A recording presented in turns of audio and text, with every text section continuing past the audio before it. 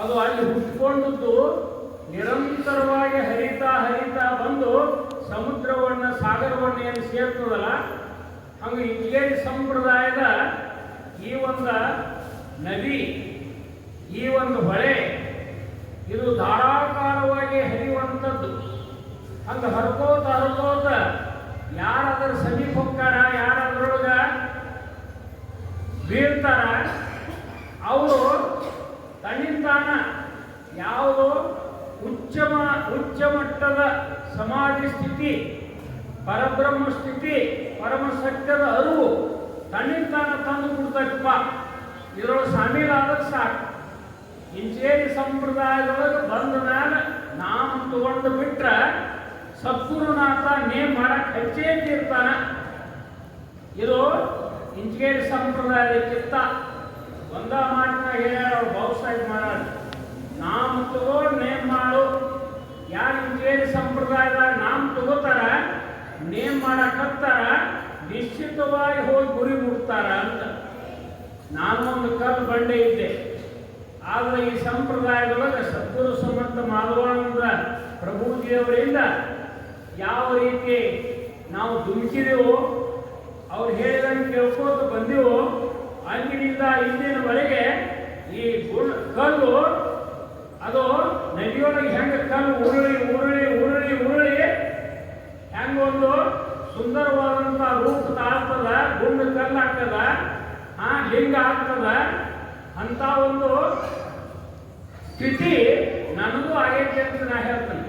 ಯಾಕಂದ್ರೆ ನನ್ನನ್ನ ಯಾವ ಕಡೆನೂ ಅವಕಾಶ ಬಿಡದ ಸುತ್ತುವರೆದು ಅಲ್ಲಿ ಹೊಡೆದು ಇಲ್ಲಿ ಹೊಡೆದು ಹಂಗಾಗಿ ಹಿಂಗಾಗಿ ನಿಂದ ಸ್ತುತಿ ಎಲ್ಲ ಹಿಡ್ಕೊಂಡು ಅನೇಕ ಪ್ರಸಂಗಗಳನ್ನು ಹಿಡ್ಕೊಂಡು ನನ್ನನ್ನ ಈ ಸಂಪ್ರದಾಯ ದುಡ್ಕೋತ ದುಡ್ಕೋತ ದುಡ್ಕೋತ ಹೊಂಟದ. ಅದು ತನ್ನ ಗುರಿಯನ್ನು ಮುಗಿಸೇ ತೀರ್ತದ ಅನ್ನುವಂಥ ಭರವಸೆ, ವಿಶ್ವಾಸ ನಮಗೂ ಅದ. ಅದರ ಮೇಲೆ ನಾವು ಬದುಕೇವಿ. ಅದರಿಂದ ನಾವು ಇವತ್ತ ಈ ಮಟ್ಟಕ್ಕೆ ಬಂದದ್ದದ. ಇದು ಒಂದೇ ಒಂದು ಏನಪ್ಪ ಅಂದ್ರೆ ಗುರುವಿನ ಕೃಪಾ, ಮಾಧವಾನಂದ ಪ್ರಭುಜಿಯವರ ಕೃಪಾ. ನಾನು ನೀನು ಹಿಂದೆ ಇರ್ತನೋ, ನೀನು ನೋಡ್ಕೋತ ಇರ್ತನೋ, ಆದ್ರೆ ನಿನಗೆ ನಾ ಕಾಣುವುದಿಲ್ಲ ಅಂತೇನು ಹೇಳಿದಿರಲ್ಲ, ಹಂಗ ಅವ್ರು ನಮಗೆ ಕಾಣುವುದಿಲ್ಲ, ಆದ್ರೆ ನಮ್ಮ ಹಿಂದೆ ಯಾವತ್ತೂ ಅದಾರ, ಪ್ರತ್ಯಕ್ಷವಾಗಿದ್ದಾರ, ಈಗೂ ಅದಾರ ಅಂತ ಒಂದು ಸ್ಥಿತಿಯೊಳಗೆ ಯಾವ ರೀತಿ ಶಿಷ್ಯರು ಹೊಗಳಿಕೆ, ಅವನ ಬಗ್ಗೆ ಬಹಳ ಪ್ರಚಾರ ಇದೆಲ್ಲ ನಡೀತಂದ್ರೆ ಗುರುವಿನ ಕಣ್ಣಾಗ ನೀರು ಬರ್ತಾವ.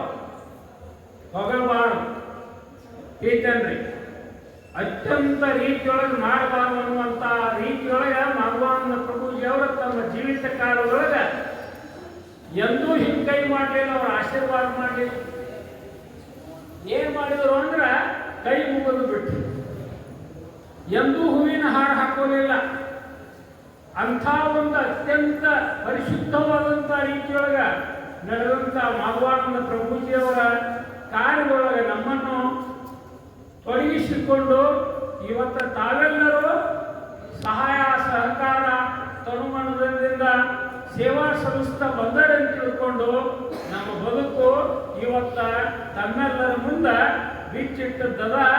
ತಾವು ಏನು ಇಚ್ಛಾ ಮಾಡಿರಿ, ಸಂಕಲ್ಪ ಮಾಡಿರಿ, ಆಶೀರ್ವಾದ ಮಾಡಿರಿ, ಆಶೀರ್ವಾದದ ಋಣವನ್ನು ನಾ ಏನು ಮಾಡಿದ್ರು ತೀರಿಸ್ಲಿಕ್ಕೆ ಸಾಧ್ಯ ಇಲ್ಲ.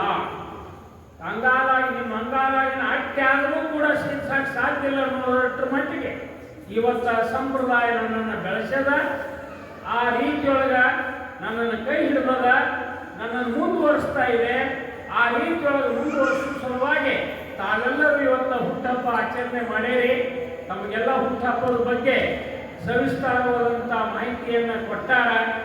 ಈ ಹುಟ್ಟುಹಬ್ಬ ಎದಕ್ಕಪ್ಪ ಅಂದ್ರೆ ಈ ದೇಹಕ್ಕೆ, ದೇಹ ಹುಟ್ಕೋತು, ಸಾಂದ್ರಿತ್ತು, ಬೆಳೀತು, ಮುಪ್ಪಾವಸ್ಥೆಗೆ ಬಂದದ. ಇನ್ನು ಕೊನೆಗೆ ದೇಹ ಬಿಟ್ಟ ಪರಮಾತ್ಮ ಹೋಗ್ಬಿಡ್ತ. ಆದ್ರೆ ಪರಮಾತ್ಮ ಪ್ರತಿಯೊಂದು ಶರೀರದೊಳಗೆ ಅದಾನ, ಆತ್ಮರೂಪದೊಳಗೆ ಅದಾನ.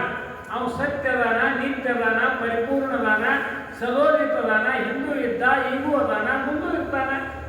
ಇದು ಸತ್ಯ ಸಂಸ್ಕಾರ ಪ್ರತಿಯೊಬ್ಬರಿಗೂ ಸಿಕ್ಕಿಬಿಟ್ಟದ್ದಾದ್ರೆ ಎಲ್ಲ ದುಃಖಗಳಿಂದ ದೂರ ಆಗಲಿಕ್ಕೆ ಸಾಧ್ಯದ. ಅತ್ಯಂತ ದುಃಖ ನಿವೃತ್ತಿ ಪರಮಾನಂದ ಪ್ರಾಪ್ತಿ ಪಡ್ಕೊಳ್ಳಿಕ್ಕೆ ಸಾಧ್ಯದ.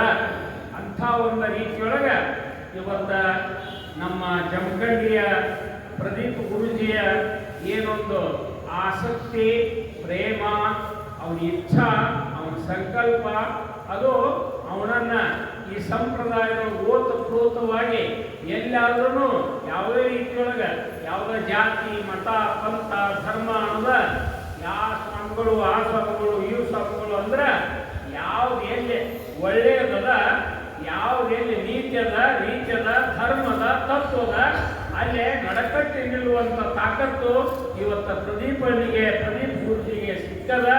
ಅದರಿಂದ ಅವರು ಸೇವಾ ಮಾಡ್ತಾ ಇದ್ದಾರೆ. ಆ ಸೇವೆಯೊಳಗೆ ನಮಗೂ ಕೂಡ ಇವತ್ತ ಇಂಥ ಹುಟ್ಟುಹಬ್ಬವನ್ನು ತಮ್ಮೆಲ್ಲರಿಗೂ ತಿಳಿಸಿ ಆಯೋಜನೆ ಮಾಡಿ ಇವತ್ತ ಶುಭವನ್ನು ಕೋರಿದ್ರಿ. ಅದಕ್ಕೆ ನಾನು ಅನಂತ ಕೋಟಿ ಧನ್ಯವಾದಗಳನ್ನು ಅವರಿಗೂ ನಮಗೂ ಪ್ರತಿಯೊಬ್ಬರಿಗೂ ಸಲ್ಲಿಸಿ ನನ್ನ ಮಾತು